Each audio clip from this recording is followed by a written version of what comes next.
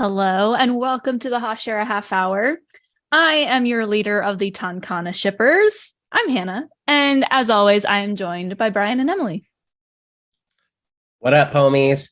It's your lovely blue-haired boy, closest related to Dobby from My Hero Academia, even though we're talking about Demon Slayer today. So if I bring the flamey vibes, don't you worry about it. I am just doing the Dobby dance in my home. Oh my god. I love that for you, Brian. Hi guys, it's Emily.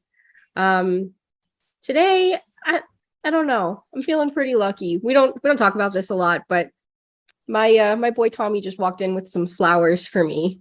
So that's me pretty happy. That's so nice. cute. I know this is a podcast, but thanks, Tommy. Good job, Tom. Very good. Good boy. We love good boy vibes in this house. We sure do. Oh, that's so cute, honestly. Cool. Well, today we are discussing episode 25, Tsuguko, Kanao Tsuyuri. We're almost done with season 1, which is wild. I can't believe that we're almost to the end here. But diving right into it, this episode does open with Tanjiro working very hard towards mastering total concentration breathing constant, while Inosuke and Zenitsu continue to just kind of watch him, but not take any action. So I don't know about y'all, but I was kind of surprised they're still just kind of watching. Are you surprised that the two boys have not started that training back up, even though Tanjiro is clearly like taking those steps to improve and is starting to get a little bit better than them? I don't know if surprised is exactly the right word. I think that their egos got a little bit bruised. And if we know anything about these three boys so far, it's that Tanjiro is able to kind of overcome, even if he ever feels that way. And I don't really think that he does. I think that he just views everything as like a learning opportunity, even if it's something that would be humbling for him. But the other two have a deeper sense of like pride and ego. So I just think that their egos got bruised. So no, I'm not necessarily surprised that they're still sulking a little bit, that they got like beaten up by little girls. But they also had like major injuries, and they were already, I think, a little bit behind Tanjiro in recovering from some of those injuries anyway, because of the severity of them. So not surprised, but I do think that when they catch wind of how much further ahead he's getting, that's going to be another ego trip for them. And so they're going to want to catch up. Yeah, I think that, it's not that I'm not surprised by it, because I know that they were like down in the dumps already, but also the main thing here is I don't think they've seen where he is yet. Like, it takes understanding of where someone else is at to then form jealousy. So unless you know how far behind you are, you're never going to be motivated enough to do so. I mean, it's not good to compare yourself to other people. Let's make that clear. Don't do this if you're listening to it. You are your own goals. You are your own measurements. But it's still definitely a feeling that all humans get, 2D or not, right? Mm-hmm. Yeah, it's definitely an interesting dynamic between the three of them as they figure their little lives out here. But I have to say, I don't usually like training arcs, but this one has been really motivating me to consistently show up at the gym every day. So thanks, Tanjiro, because woo, I'm showing up every day and I'm proud of myself for that. But Zenitsu and Inosuke do eventually realize that they need to keep up with Tanjiro, as he is able to break the first gourd that he was working towards with his total concentration breathing. Nothing like a little bit of competitiveness to get you back in the game. We have spent quite some time with the three of them now. How do you think their friendship has progressed, and how do you think the situation is affecting their bond? I think with this one, right, their bond has been kind of formed, right? They've gone through, if you know about like the phases of an organization or the phases of a team, right? They were like first in the honeymoon phase, like, oh, I have friends. And then they like started to get into each other's issues, or like Zenitsu's kind of annoying. Inosuke is just all over the place, and Tanjiro is trying to be the mom of them. And now they're finally getting to that like even point where they're actually working together. I feel like this point is where they're starting to figure out each other's strengths and weaknesses and how they can compensate for each other. So I think at this point, right, they really are, doing the nitty gritty work of relationship relationship building and becoming a team. I think this is kind of that moment where we can say, like, this is the Ganpachiro Kamaboko squad. Woo! I think so too. We've spent a lot of time with the three of them over the course of this entire season, and we're beginning to wind down a little bit. But they've fought together and they've protected people together, and each of them in their own ways have found natural moments of leadership too. So it's like, I think we know who we think that the leader is, but the truth is they actually are pretty good at communicating and organizing a strategy that's going to work between the three of them. Even if it's a little bit clunky at the very beginning, it's already getting better. I think we're seeing them work effectively as a team. And so I'm excited to see them continue to grow and work effectively as a team. But that means that they need to stay on like a level playing field. So they're definitely going to want to all keep up and compete with each other. And yes, be best friends, but also be each other's rivals so that they can encourage one another to be their best. Yeah, and I think it's really important, like what Tanjiro said at the end of last episode, where, you know, Shinobu asked him if he was lonely because he was doing it by himself. And he was like, they'll eventually come around and then I'll get to teach them. And I thought that was just like really sweet. And I think that just, again, goes along with like the three of their characters. And it shows just how much he cares about them as well, even though, you know, they've been through a lot together already, but they have a long ways to go for sure. So we see Shinobu come up and start teaching Inosuke and Zenitsu what Tanjiro has been working on. I found it quite interesting that she was able to individualize her approach to match the energy of Zenitsu and Inosuke perfectly. I thought it was quite a funny moment, you know, like she's like, Inosuke, are you sure you can't do this? This is like child's play. And of course, all she has to do is like hold Zenitsu's hand and he is bright red, quite literally. But it also, in my opinion, kind of spoke to Shinobu's character to be able to read people so easily. So do you think that's kind of a special ability on her side of things, that she's able to tailor her interactions to best help the person that she's working with at that given moment? I think that it's something she's probably had to learn over the course of a long time, because we're going to get into it a little bit later in this episode, but we see that she hasn't always really been exactly like this. You know, everything we've seen of Shinobu so far is like relatively like mild-mannered, soft-spoken, a little bit vague, and maybe kind of weaving some lies into things that effortlessly sound like the truth coming out of her mouth. I think that in order to take on a persona like that, given how different what we see her earlier or her real personality is like, she has to be able to read people. And that's part of, I think, becoming a Hashira as well. Like, yes, they're expert fighters. They are experts at taking down a number of demons, and that's why they've risen the ranks. But also they wouldn't be able to do that if they didn't have a deep understanding of like human nature too. So yes, I think it's a special ability. I don't know if it's something inherent though, rather than something that she had to train herself to learn for a long time. I mean, as RuPaul says, right? Reading is what? It's fundamental. In this situation, right? Like, I think, as Emily said, right, like you need to be able to have an understanding of people in order to rise the ranks to Hashira, right? Whether it's through taking on Tsugukos and being able to train other people, or it's just understanding the crowd that you're working in. I think with Shinobu specifically, though, she's able to read people a little bit better because of the way she fights, right? We talked earlier about how she's a poison user. With that being said, right, you know how to use it and you need to know when to use it.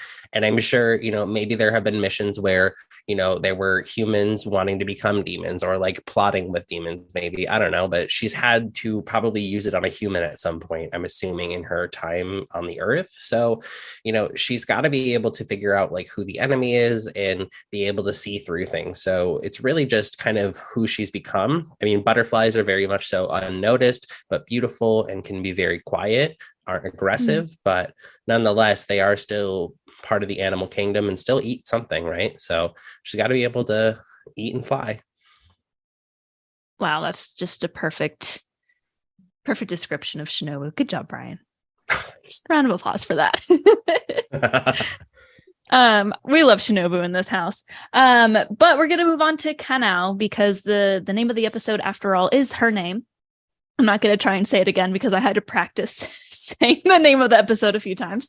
But I have to say, as a manga reader, I was really excited to revisit her backstory.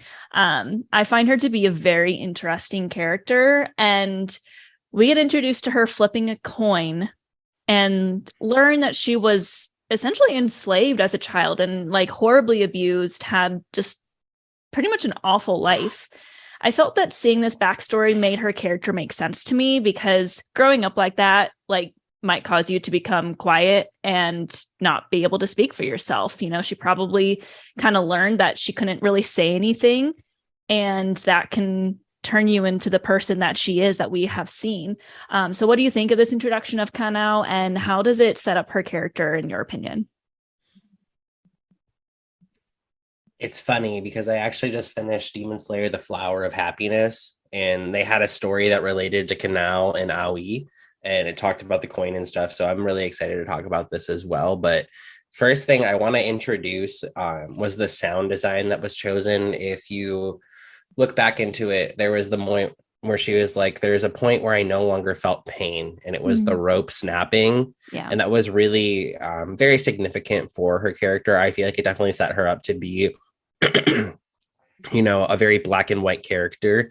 I think it's very interesting with the coin specifically, because it definitely gives her that, you know, binary to work off of, but also gives her kind of that two-faced vibes where she's, you know, leaving it up to fate, as the world usually is. Most things are up to fate. So I think it's definitely a very interesting and vague, somewhat mysterious, right? I feel like all of the, you know, with Shinobu being her, you know, master, I definitely think it's a very solid representation of who she's trained from. Yeah.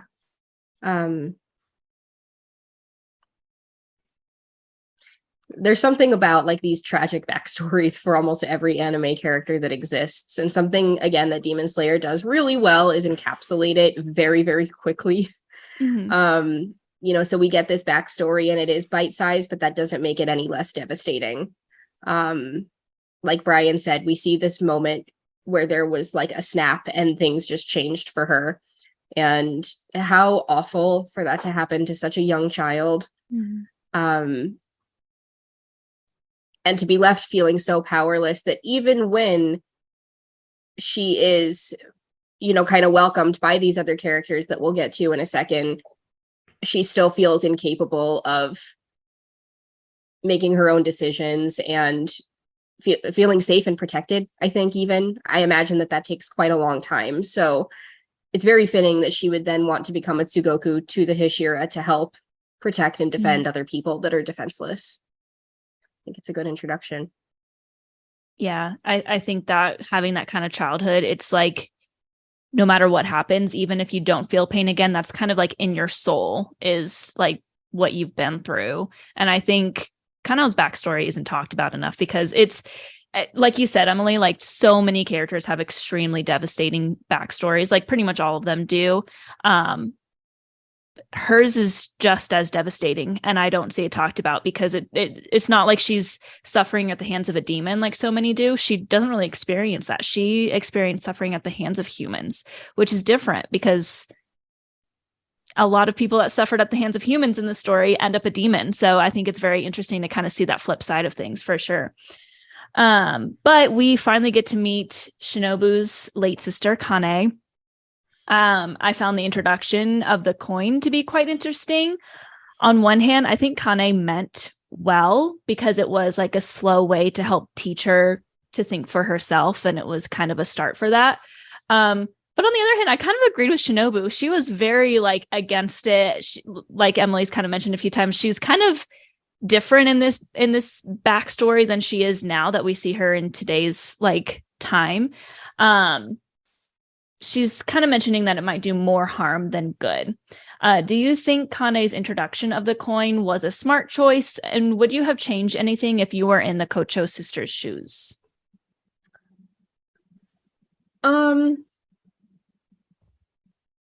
I think that the coin was one of the only ways that they were going to be able to get her to make a decision, because it was a very simple concept, simple enough for a small child, which she still was. And then, you know, like the coin, is congruent with the idea of like fate. Like, which is it going to be? Like, it is in my hands, but it's also not. And so I think that took a little bit of pressure off of Kanao, and that's probably why she leaned into it so heavily. Would it have probably been better to slowly like wean her off of the coin and, you know, assist a little bit more independence? Probably. I'm not a parent myself, and neither were either of the two sisters. I think that they were doing their best, and it's really easy to like sit here and be like, they could have parented this child that they took in a little bit better. But I also think though that at some point is something that she's going to have to learn for herself. So maybe, but I don't fault either of them for offering this as an option. I think it was the best thing they could have done for her in the moment. Yeah, kind of tagging off of that, right? Like they brought up, like Shinobu was like frustrated because she wouldn't even eat and her stomach was grumbling, right? Like she wouldn't talk to them. So like, you know, you if you can't get through them verbally, if you're in, they're not even talking to you, you're just talking to bricks at that point. So really the coin, not my fave idea, right? Because then again, right, like you're like, oh well, I'm flipping a coin and this person's dying on the ground. Sorry, coin said I can't save you. Bye. But like also in the same breath, right? Like I guess it at least gives an outcome, right? And then she can like scurry away as the person's dying on the floor, right? Like I guess it's all you could do. And sometimes that's sometimes that's the best thing is like, you know, even if it's just a drop in the bucket, you know, the drop is better than nothing, right? Well, I think it'll also, just to tag back off of that, help her to learn, like once there's like excitement maybe for one option over the other, then it's like, oh, I don't actually need to use this coin kind of thing. Like it's giving like magic conch shell vibes. Can I have something to eat? No. Can I have something to eat? No. And but you get what I mean? It's like at some point it's like, okay, like, do I need to be like asking this inanimate object for the thing that I now am consciously aware that I want? Yeah. But at the beginning, I don't think that she is consciously aware of what she wants because she's just like so traumatized that just being alive is enough of a burden. So it'll come with time, hopefully. And maybe we're just not there yet. She's still young. Yeah, I think it's apparent that Shinobu and Kane just didn't really know what they were doing and they were trying their best. And, you know, I think that definitely Shinobu disagreed with the choice, but she's also gone along with it because Kanao still has that coin and Kane's not around anymore. So I definitely agree. I think that it was something that probably needed to be done, but maybe she needs to be weaned off of it, which maybe we're getting the opportunity for another character to help her with that. Coming soon, next episode.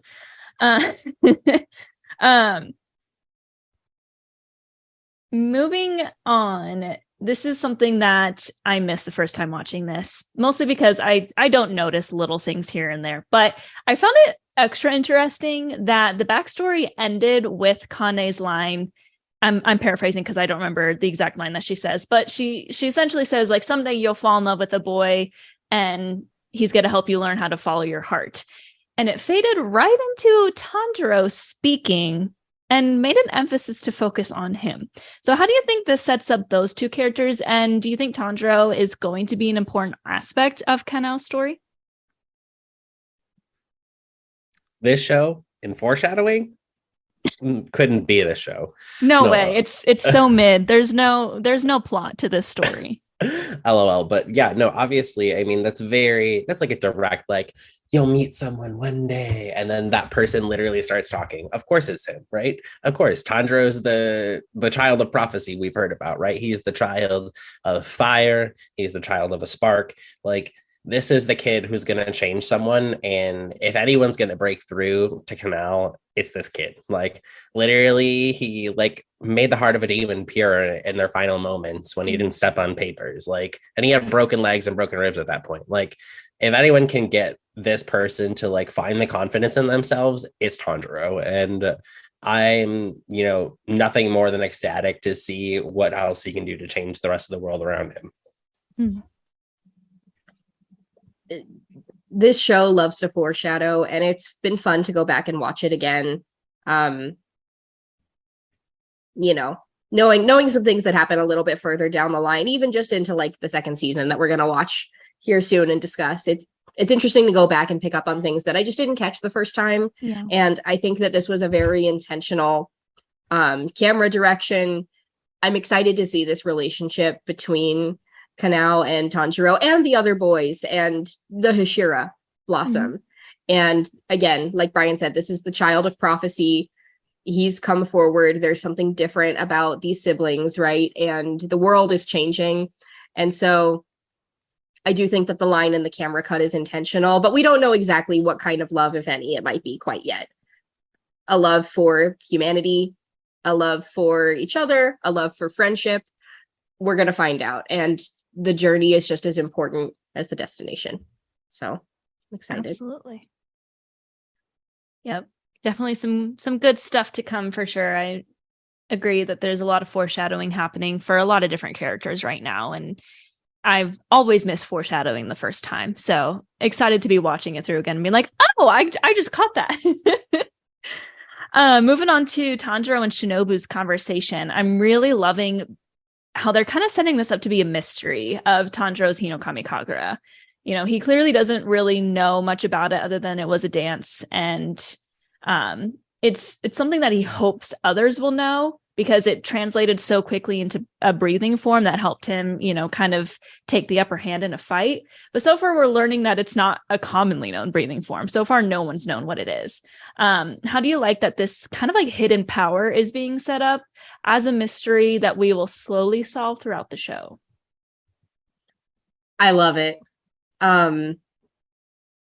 This is one of my favorite parts of Demon Slayer, is knowing that Tanjiro has this like special ability and that there's a deep history to it, but that the history has just been lost to time. And that there aren't many people alive who know, and that it's probably why Muzan is intimidated by him, and why he and Nezuko are able to so successfully take on demons, even with the short amount of tenure that they have. I'm excited to see where it came from and who, if anyone, knows anything about it. And of course, the person that she recommends that he goes and talks to about it is my boy, our Flame Hashira. Although she does make mention like he might know something, but flame and fire are two very different things. Yep. But it's the closest you're going to get. So you might as well go ask him. Yeah, I think that's a really interesting distinction that they made. And I think it kind of sets up like more of the context in the world of Demon Slayer, right? That there are very specific ways of, how the power system works. So I think that's a really cool detail that they have. But also for the overall mystery of this, right? I think it's really interesting because it gives us something to look forward to. Even though the season is winding down, the overall arching plot is not, right? Like we are still building towards some sort of climax here. And that's like the next step in this climax, is that we know this is something he's going to use again, right? Because it clearly worked for him. I mean, at least a little bit, right? And then this is something he's going to develop over time. So it's going to get better. He's eventually going to figure something out. But, part of his quest going forward is to figure out what this means. And that's what I like here. Yeah, we're getting a lot of world building with like these conversations, and I find it very interesting. And of course, the little bloop about Rengoku, he's coming. It's almost time for Emily's time to shine. Yay! My brief moment in the spotlight. No. You always have the spotlight. Yes. My son. That's my not. Okay, we're moving on. Oh man. All right. Finally, at the end of the episode, we had a sweet Kamado sibling moment. You know that I love Nezuko and Tanjiro, and their sibling relationship is probably one of my favorite things in media. But we do learn that Nezuko has fallen asleep once again for what seems to be a long period, and Tanjiro is feeling a little bit nervous, but he kind of just is sitting there talking to her, promises to turn her into a human once again.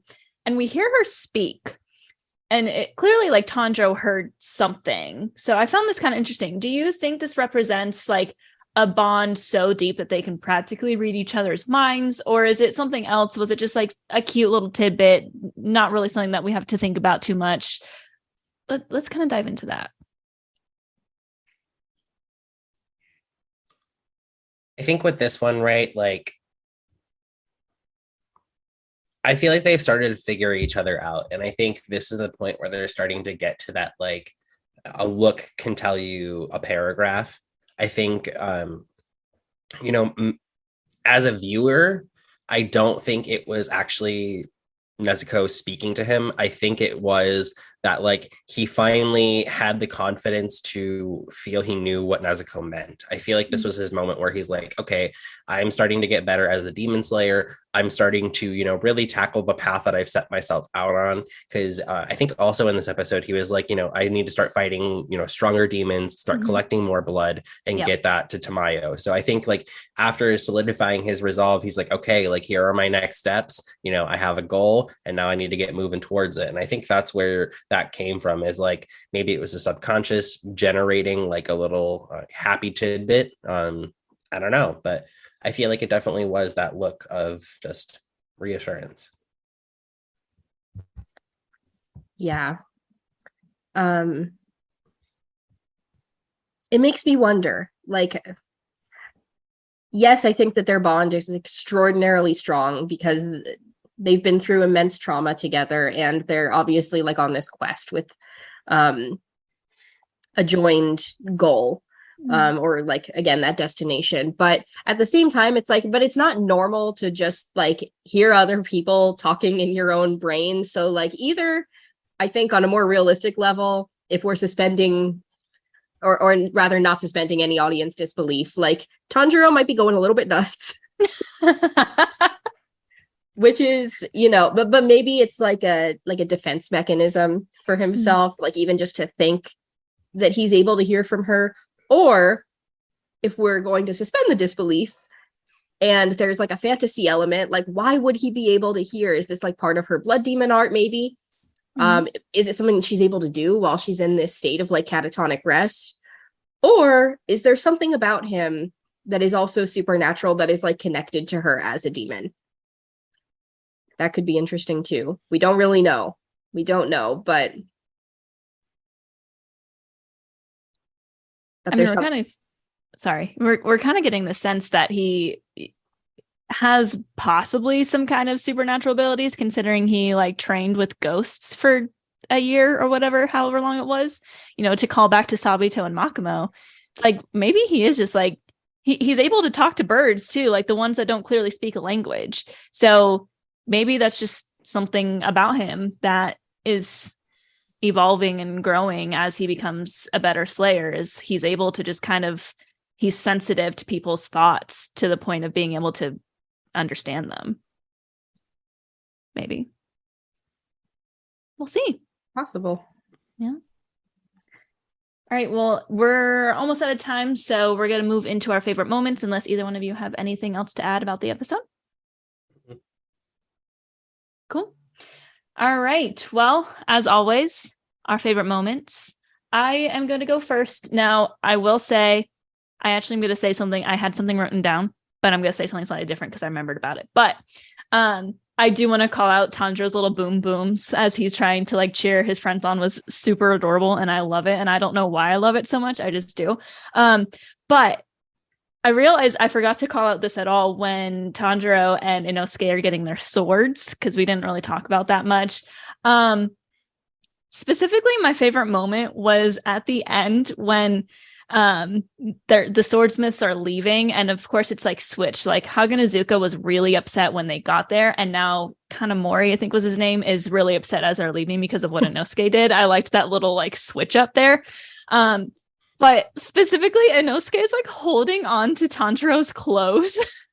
And I think it's just adorable. Like, he's just like, this is my friend, and I'm just going to hold on to your clothes while they run away and hope that you will save me. I thought that's how I read the situation. And it was adorable because, like, you know, I love their friendship. It's probably like my favorite, like, relationship outside of like Tanjiro and Nezuko's relationship within the show. So I just really enjoyed that little moment. I thought it was super sweet. We didn't really call out the swordsmiths coming briefly in this episode, and it's partially my favorite moment too, although mine comes a little bit sooner, and it is Haganazuka. I love this guy, and we are all I'm not going to apologize for the person that we all become when that mask comes off next season. But if you know, you know. If you don't, you're going to find out. But he's so funny. And there's something about like the moment where the Raven comes, Tanjiro's like, Inosuke, they're coming with our swords. And then they go running out. They're all like delighted to go get their swords. Tanjiro's like waving exuberantly, Haganazuka. And then Haganazuka's like, oh, he's like, I'm gonna like, and he has like, and this is a swordsmith, right? So why does he have like a kitchen knife? And he's like so far away that they're like, what's he doing? And he's like charging at them with this kitchen knife, just like dead on. And there is something about Japanese like slapstick comedy like this that just gets me every single time. I think it's so funny. So by far, that was my favorite moment of the episode. That's a pretty good one. Mine comes with Zenitsu when he's talking to Chuntaro. And he's just like, man, just existing is hard. And his bird is like, work harder. And he's like, are you even going to tell me that you're trying your right best? No. I mean, that's me on a daily basis. Like, I need someone to be like, you're doing it, bud. You're doing great, sweetie. But like, even if I'm just like barely dragging myself through the day, like it helps. And so I think that was kind of cool just because it characterizes Zenitsu in the way that we know him best, right? To be a little bit needy, a little bit like, I can't do this. But then eventually he took his medicine, right? And he was like, okay, I'm starting to turn the corner. And it's just really cool to see like that, character that we all root for, who's really just struggling with their life, finally kind of turn it around. Yeah. Zenitsu's so relatable.